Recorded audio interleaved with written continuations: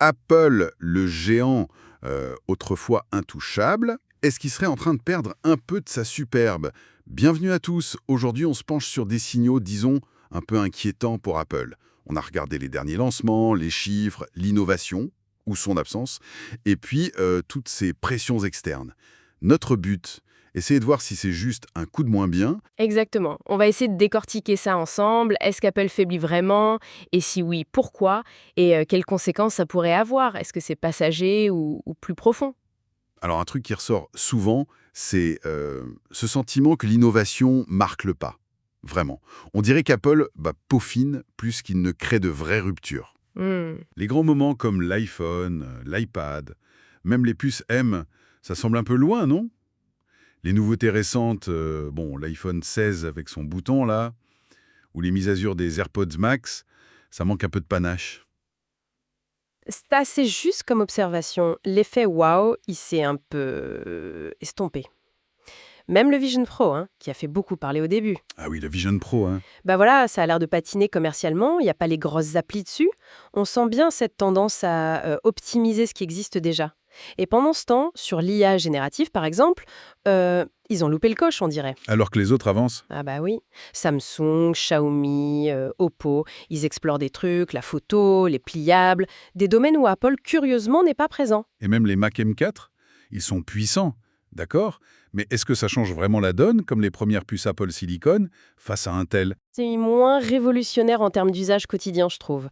La performance est là, oui, mais le saut qualitatif qu'on avait eu sur l'autonomie, le silence, c'est plus une évolution logique, pas une révolution comme la première génération de puces M. Et ces doutes sur l'innovation, ça s'accompagne de vrais défis commerciaux, là, hein. On entend parler de ventes d'iPhone 16, moins bonnes qu'espérées, l'échec relatif du Vision Pro, on en a parlé, Oui, et puis l'abandon du projet de voiture Apple, hein. Après 10 ans, ça fait beaucoup quand même. oui, ça fait beaucoup et c'est pas fini. La part de marché d'Apple, elle diminue, notamment en Chine. C'est un marché énorme pour eux et là, ils sont sortis du top 5 face à Huawei et d'autres marques locales très fortes. Ah oui, carrément. Et puis, il y a cette perception qui remonte de plus en plus d'un iOS moins stable qu'avant, plus de bugs. Ça contraste un peu avec la réputation historique de fiabilité, surtout comparé au Mac. Du coup, le chiffre d'affaires global, il stagne un peu, voire baisse légèrement. Et même sur l'Apple Watch, on a vu des trucs un peu étranges, comme l'Ultra 2 privé temporairement de son capteur d'oxygène. Bon, face à tout ça, on pourrait se dire, ça sent pas très bon. Mais il reste quand même l'atout maître d'Apple, l'écosystème. Ah oui, ça. Cette intégration iPhone, Mac, AirDrop, tout ça, ça fidélise énormément. Mais est-ce que ça suffit encore? C'est la grande question. Cet écosystème, il est hyper puissant, c'est clair, mais il est de plus en plus contesté. D'abord la concurrence, hein, Samsung et les autres, ils développent aussi leurs propres liens entre appareils. Ils essayent de copier un peu. Voilà. Et surtout, il y a la réglementation. L'Europe, avec le DMA, le Digital Markets Act, Oui, ce fameux règlement, qui veut limiter le pouvoir des gérants du numérique, eh bien ça force Apple à s'ouvrir. l'USB-C sur l'iPhone 15, c'était juste le début en fait. Exactement. C'était que la première étape. Maintenant, l'UE demande le sideloading. C'est-à-dire pouvoir installer des applis sans passer par l'App Store officiel. C'est ça. Mais aussi des magasins d'applications alternatives, le choix du navigateur web. En gros, c'est une attaque directe contre leur modèle de jardin fermé, qu'ils ont toujours justifié par la sécurité, l'expérience utilisateur. Ça remet en cause leur contrôle total. Mais malgré ça, l'image de marque, elle, reste béton, non?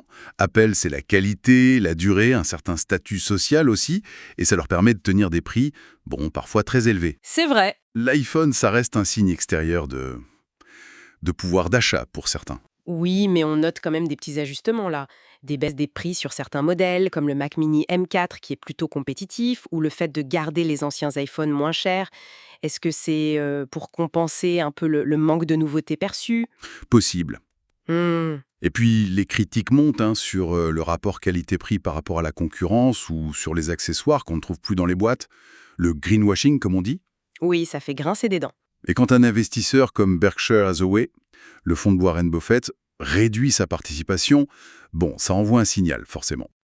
Alors, si on essaie de résumer tout ça, on a une innovation qui semble moins fulgurante, des lancements récents un peu décevants, Un écosystème qui reste très fort, mais qui est attaqué de tous les côtés, surtout par les régulateurs. Clairement, Apple traverse une zone de turbulence. Indéniablement, oui. Alors, attention, Apple a des moyens financiers énormes et ils ont déjà montré qu'ils pouvaient rebondir. Ils ont connu d'autres crises. Oui, ils ont des ressources. Mais là, ce qui est différent, c'est qu'on ne voit pas poindre la prochaine grande innovation, le truc évident qui va tout changer. Et ça, combiné à toutes ces pressions externes, ça crée une incertitude assez inédite pour eux, je trouve. Du coup, la question qui reste en suspens, c'est quelle sera la vraie prochaine révolution signée Apple? Et surtout, est-ce qu'elle arrivera à temps pour maintenir leur position dominante face à une concurrence et des règles du jeu qui, elles, évoluent très vite?